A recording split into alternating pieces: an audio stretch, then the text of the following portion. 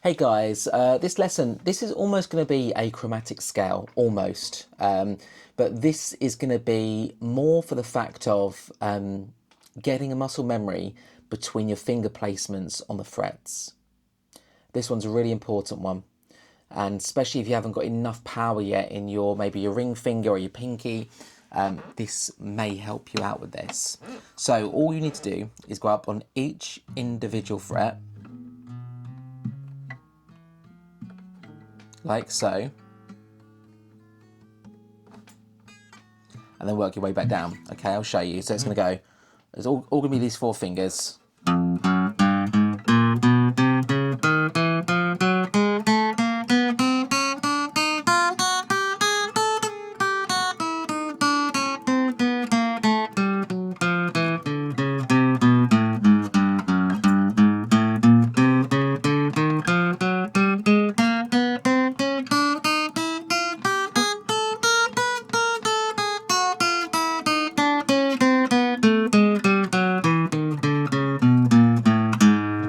Now, don't worry about messing up. Don't worry about going slow.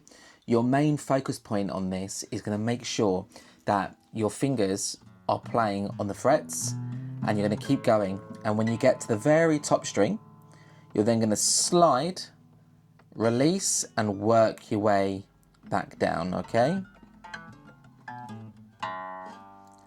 And then slide at the bottom to get your way to the next ones, and so forth. Literally the idea is that when you start playing, obviously the frets are getting smaller as you move up the neck. So your only way forward is going to be learn a muscle memory, remember the placements, and you'll be absolutely fine. Just want to say thank you very much for watching. Any problems, any questions, please do drop me a message.